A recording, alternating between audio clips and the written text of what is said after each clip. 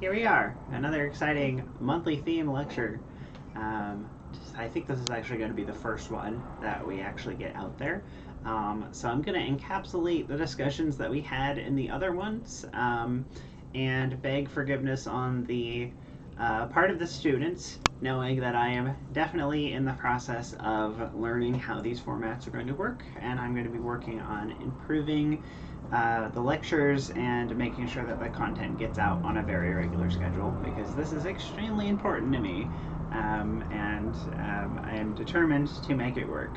So if you're a student of mine and you have any feedback about how we can make this better, let me know. Otherwise, I'm just going to keep going and forging ahead and trying to do the best that I can. We're going to start with harmonizing the major scale into triads. Then we're going to go into triad inversion theory. From there, we're going to look at playing the diatonic triads and inversions of A major on the three strings G, B, and E. So this method of playing triads is very, very fundamental, and you'll have heard it in lots and lots of songs. Anything funky, you're going to see players playing these kind of upper voiced triads.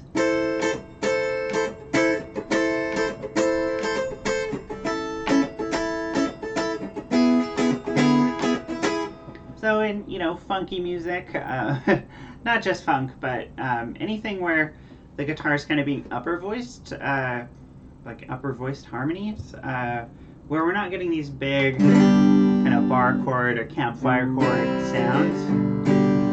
So these are great, but they're not the only way to play your major and minor chords. If you play them up high, they're still going to be the same chords, but they're voices that take up less space on the harmony, and they cut through a mix in a particular way, and they're great for adding melodic ideas and all kinds of creative licks and things in there. So a good example of these used is like in Someday by the Strokes. You'll hear something like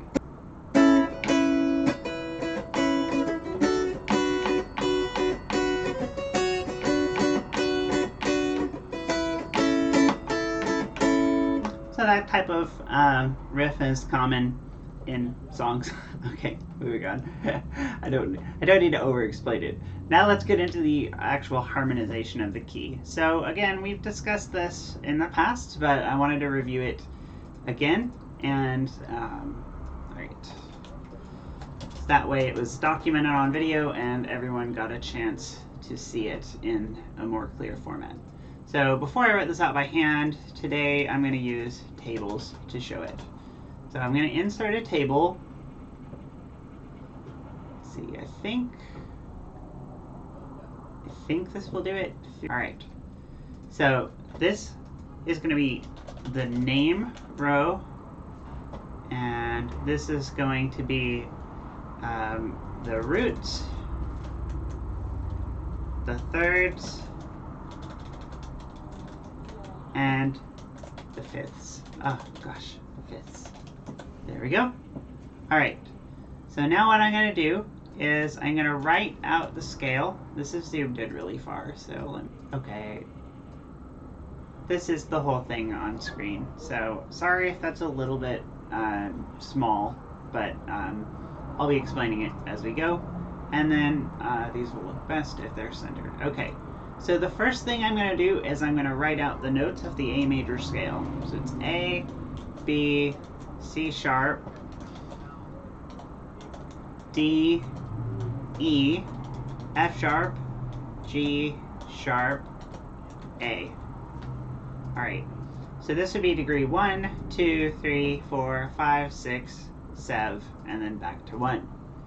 So when we harmonize and build chords, we're moving in thirds. So the next row up is going to be a third above the roots, which is why I started here on the bottom.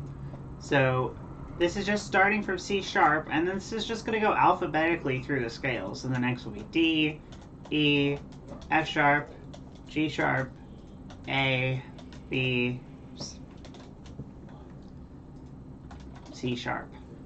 And then for fifths, we're starting on E because it's 5 notes above. We have 1, 2, 3, 4, 5.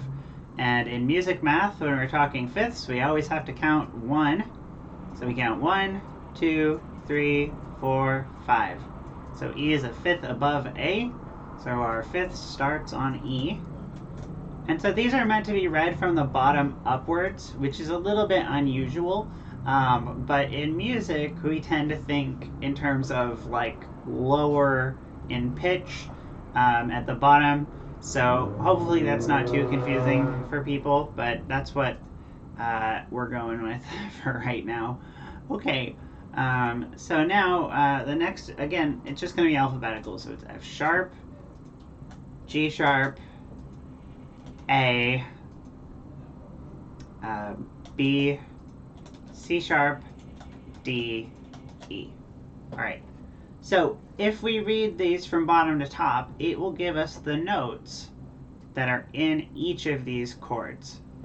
And that won't tell us what types of chords we've got here.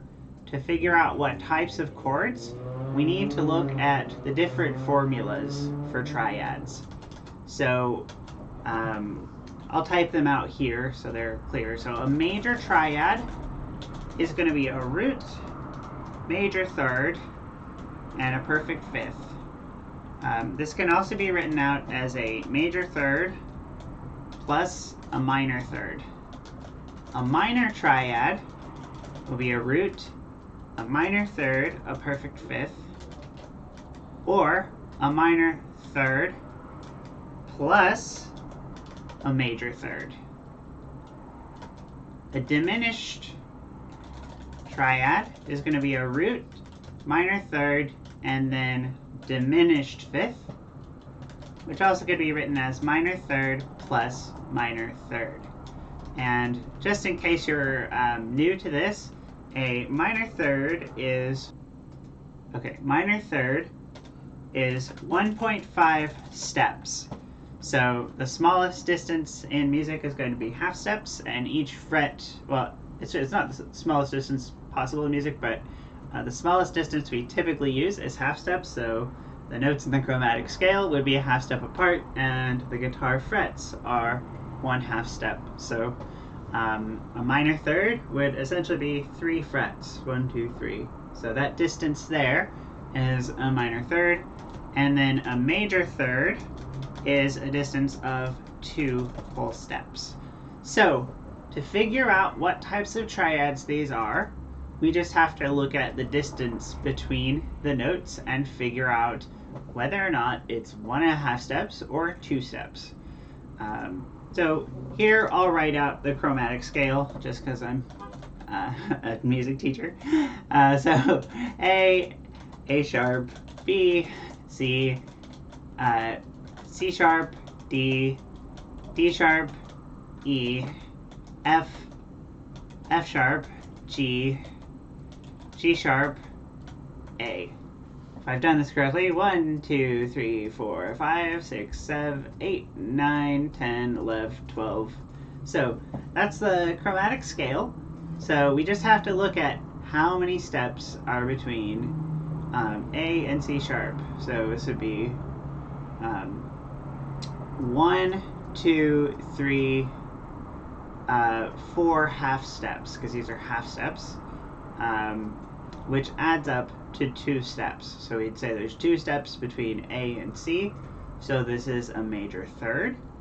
So we know that these are triads. It must be a major triad because it's the only type of triad that starts with a major third that's in this list. There's also a 4th type of triad called an augmented triad. I'll put it in here anyway. We're not going to run into it today, but it will complete the triad picture. So it's a root, a major third, and an augmented fifth. It's a major third plus a major third.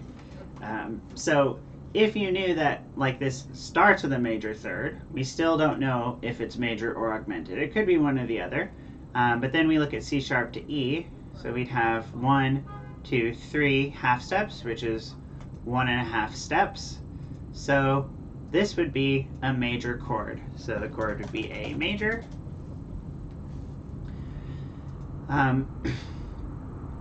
And we see in here, this is just duplicated here, so I'm just going to put an X on that chord because it doesn't really count. But we do see A to C sharp again here, so we know that's a major third. So let's look at F sharp to A to see what type that is. 1, 2, 3. So that's 1.5 steps. So that would be a minor third. So here we have an F sharp minor. All right, let's move on. So B to D, we've got B. So B to D is going to be a minor third, and D to F sharp is going to be a major third. So that means that we've got a B minor chord here. Now, if we look at C sharp to E, 1, 2, 3, so that's a minor third. And then E to G sharp, 1, 2, 3, 4. So that's a major third. So we'd have a C sharp minor chord. Now, for D sharp, and this is maybe going to be easier to look at if we make it loop. So I'm going to add a little bit on there so that we don't run out of room. So if we're going from D to F sharp, 1, 2, 3, 4. So that's 2 whole steps. And then F sharp to A, 1, 2, 3. So that would be a major. So we have a D major chord. D major. And then E to G sharp is 4. G sharp to B is 3. So that's going to be another major chord, E major. And then the last chord we're going to look at is G sharp to B. So that's 3. And then B to D, which is also 3. So that's minor third plus minor third. So we'd have a G sharp diminished. I should also say in this that it's very, very common to use Roman numerals to indicate positions of the harmonies within the scale. And there's kind of 2 ways of doing this. So some people will use lowercase Roman numerals and combine them with symbols, and other people use uppercase for everything and combine them with symbols. I am definitely in the uppercase for everything camp, but I'm going to write out both ways. So this would be 1, 2 minor, 3 minor, 4, 5, 6 minor, 7 dim. That's the way I would write it out, but a lot of folks would use lowercase for the minors and the diminished. So they'd go 1, 2, 3, 4, 5, 6, 7 dim.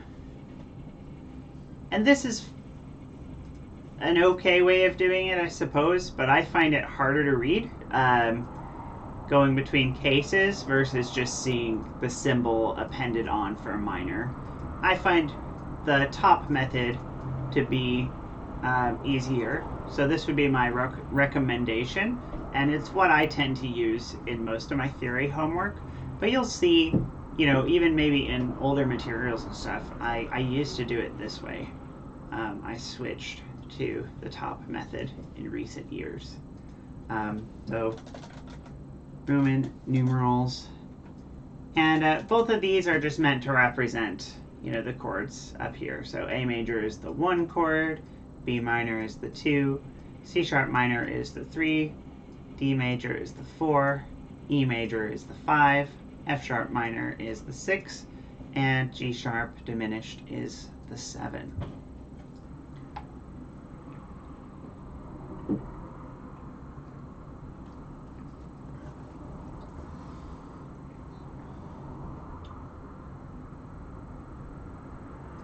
Okay, so now let's look at the concept of chord inversion, so triad inversions, and talk about what's going on with those, and then we'll actually look at the fretboard and how we're applying this to the fretboard. So let me scroll down here. Triad inversion theory. And we'll make this a heading. Why not? We're fancy. And zoom in. Sorry, table. Okay, so for triad inversions, when we invert a triad, we just take the lowest note and we move it to the highest position. So if we're playing the notes in the order that they're written in by default, it's called root position. So root position, I'm going to do an A major, would be the notes A, C sharp, E.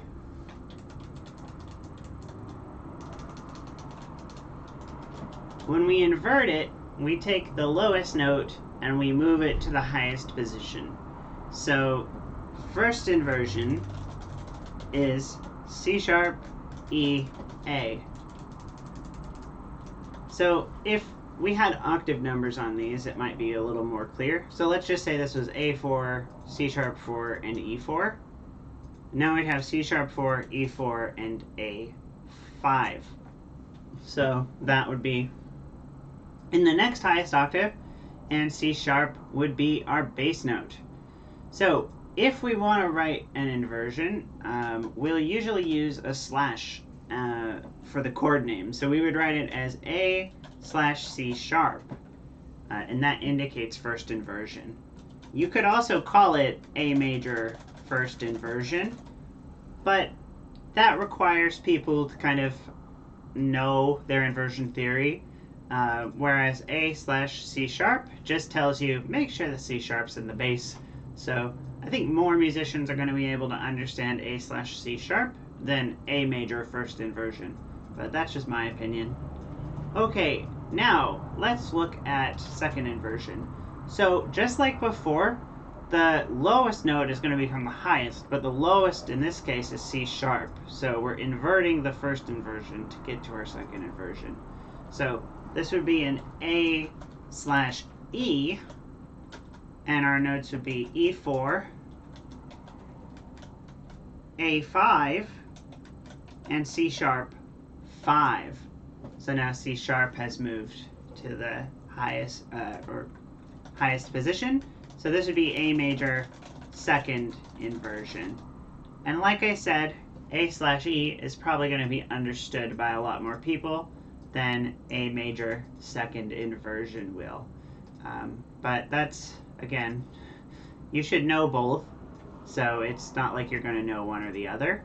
But I think that using the term inversion is a little bit pedantic. Okay. So a lot of people that know slash chords don't even know really inversion theory. But when we're going to be looking at these inversions today and how they're actually applied to the guitar, which is why I'm bringing it up. But you can think of an inversion as the notes of a chord just starting with another note as the bass note. So it's a little bit like modes, if you're familiar with those at all.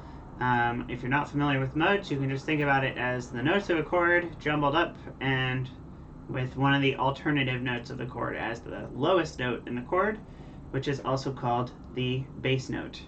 So I'll write this term in here. So bass note, the lowest voice note in a chord. Okay. I went through and I harmonized the scale and I explained how we arrive at those chords. All of those chords are coming from the A major scale, so they're considered diatonic chords.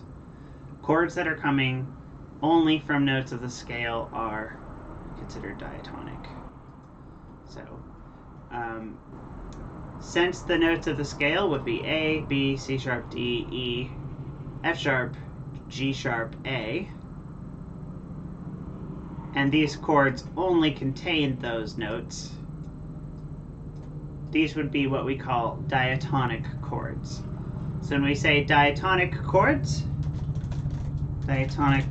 are chords built from the parent scale. So they don't contain any notes from outside of the key. Alright, so now let's get into actually how to play these shapes and what shapes I'm actually talking about. So I'm going to open up my diagram software here. All right. So here are our root position shapes.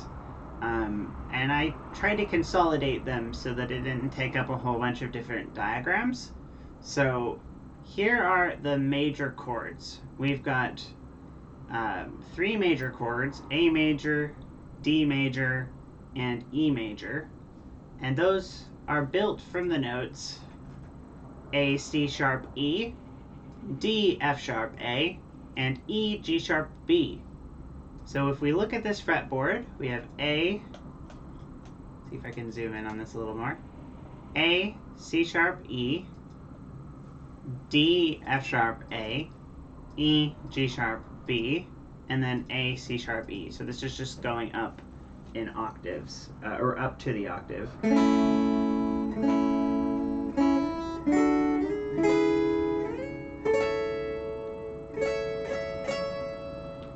And all of these fall under what we call root position. So root position means that the bass note is the root note. So this D major starts here on D4. This E major starts here. This A major starts here.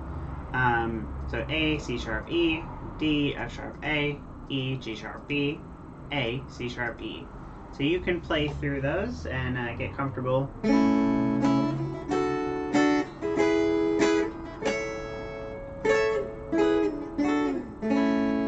And they're all basically the same shape. I mean, they're all the same shape. So these are a movable root position triad. That would be one way to call that. Now, our other chords are going to be our 3 minor chords and our 1 diminished chord. So notice that the diminished has a slightly different shape than the minors. The minors have a diagonal shape, and the diminished has kind of like, I'm going to say, a dog-legged diagonal. I don't know if that shape has a name, but it's not completely even. So it's good to play through those. So B minor, just like we had looked at, is B, D, F sharp. C sharp minor is C sharp, E, G sharp. And F sharp minor is F sharp, A, C sharp. And G sharp diminished is G sharp, B, D. So let's go through and play those as well.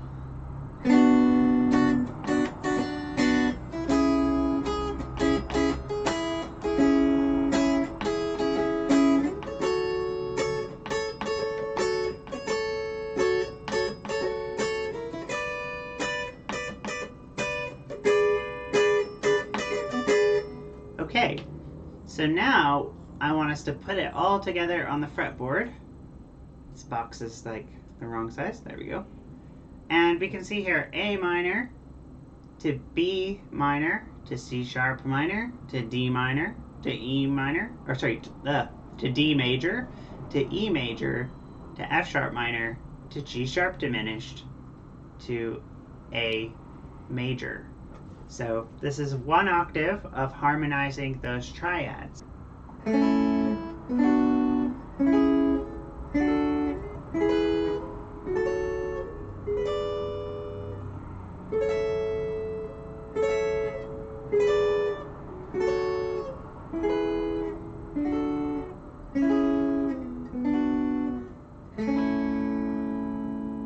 So that's the harmonized A major scale.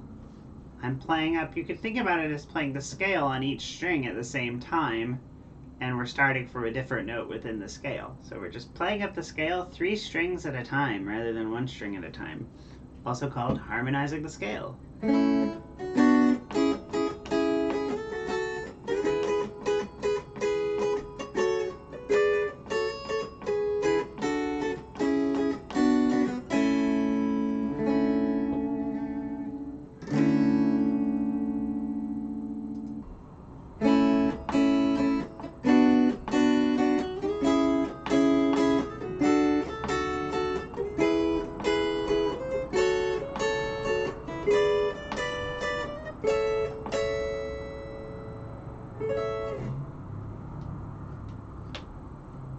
It's a lot of fun, actually. And there's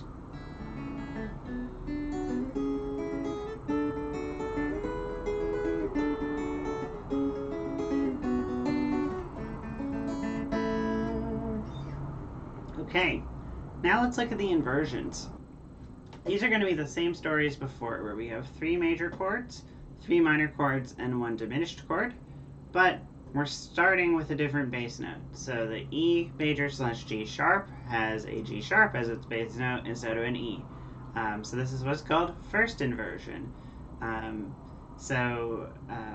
We have E slash G sharp, A slash C sharp, D slash F sharp, and E slash G sharp. And again, these are all the same type of chord, so they're all the same shape. So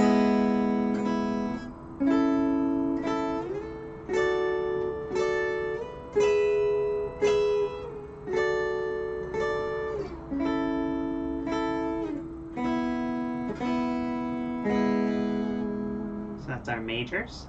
And then our minor first inversions are going to be F sharp minor slash A, G sharp diminished slash B, B minor slash D, C sharp minor slash E, and F sharp minor slash A.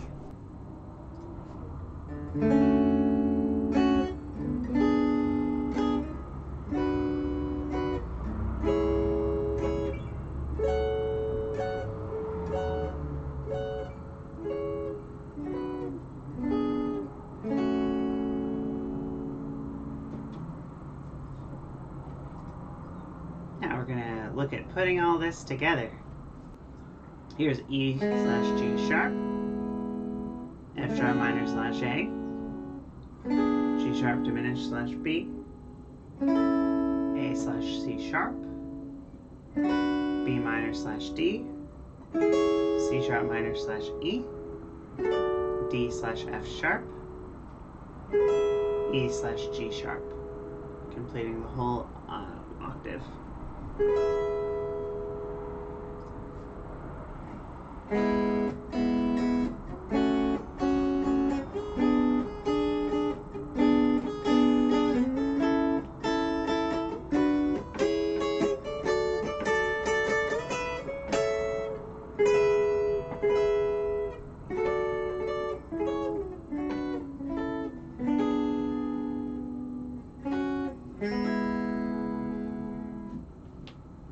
Okay, great. Now, let's take a look at the second inversions. And these are some of my favorite shapes. So, D slash A, notice this is usually just thought of as like the D chord shape, more or less. And that's the shape we're going to be moving around for major. So maybe that's why I like it so much. It's easy to remember.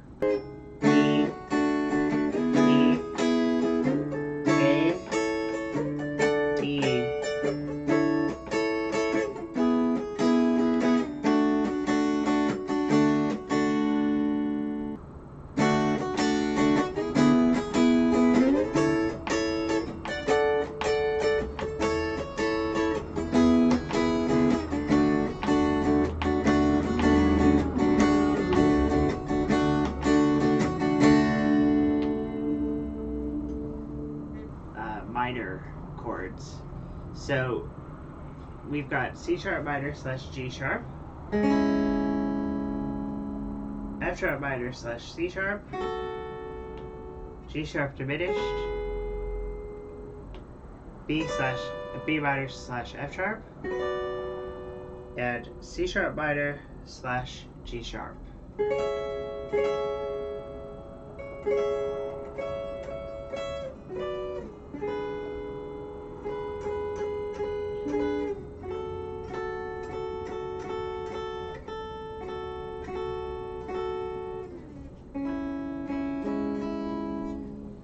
So putting that together, we have C sharp minor slash G sharp to D major to E major to F sharp minor to G diminished to A major to B minor to C sharp minor let's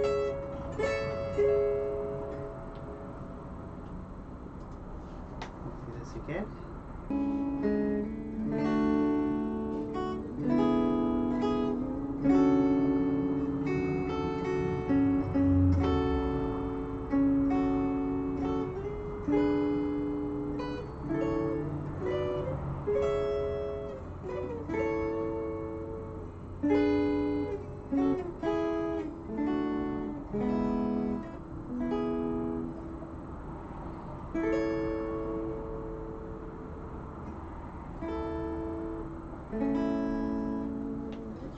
putting that together a little bit. I mean, just, it's a trifle.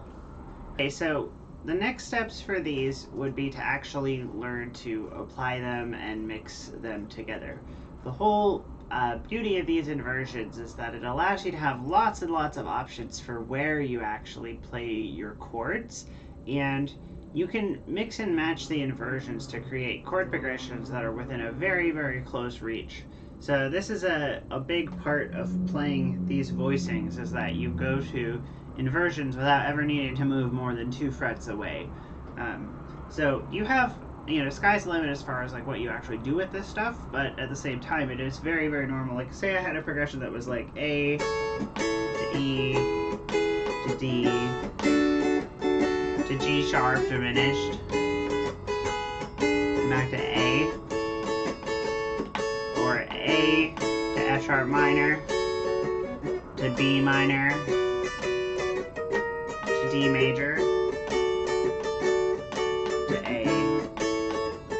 So like A, F sharp minor, B minor, D, A, E, A,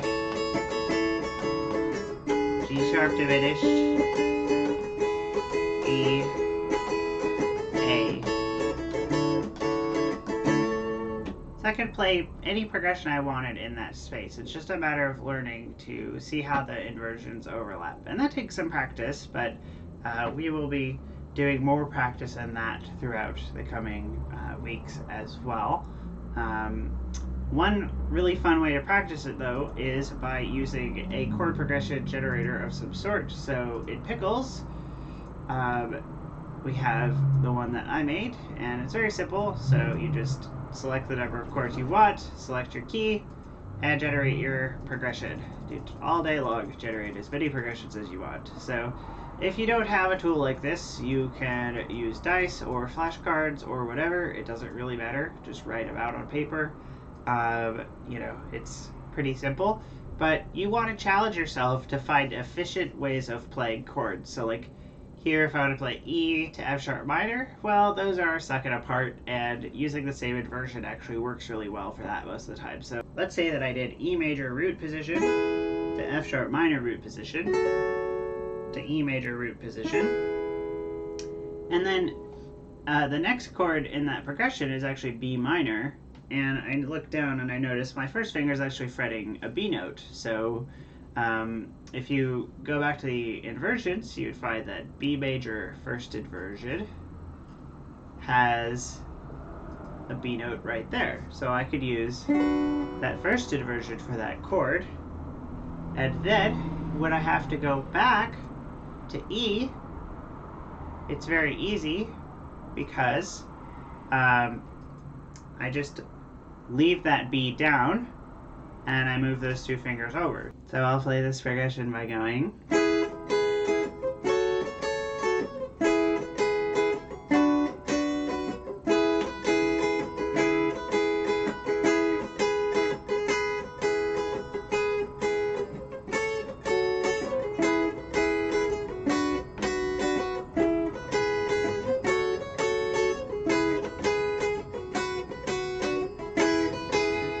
So that makes it a breeze to hop through, and you get those nice upper voicings that sound funky and fun. And I could do this all day and just try to find efficient routes. It takes time at first. There are some tricks to it. We're not going to go into all details on that today. Maybe we'll touch on that in a future session soon. But my main recommendation is going to be just take your time learning those shapes. The Triads are really, really fundamental, and those shapes are going to be in every single key we play in. So it's not just A major specific. Those specific chords are A major specific, but the actual shapes of those chords are very general, and players in lots of different styles of music are going to be using those. A lot of those shapes are very foundational in jazz playing. So jazz players really need to have a super strong foundation in triads, typically, in my opinion. I also think that it's important for anyone who's interested in funk and, improving their lead playing to really get great at these shapes. So if you're like an intermediate level player and you're looking for something to really help you, develop a deeper insight into the fretboard and more options for chords and that type of thing, then these are the absolute best. And I think that you should prioritize them and spend a lot of time. If you're more of a beginner and you've never really experienced chords like this before, try them out and don't stress about learning all of them right now. You're gonna run into them down the road, and just be aware that this type of voicing of chord exists. It's very useful, and as well as the concepts of inversions and things like that are going to occur a lot in your musical studies. So if you're a beginner, still probably best to be focusing on just the main application of the campfire chords within the key,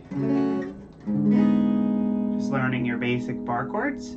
But if you're starting to get to the point that you're ready to look for something a little bit next level, these movable triads are extremely fundamental and extremely useful. So I hope you found that helpful. If you're a student of mine, feel free to reach out and give me feedback on if you found this helpful, or if there are any issues that you had going through it. And if you're not a student of mine and you're watching this some other place, please support me in some capacity. But either way, I hope you found this extremely beneficial.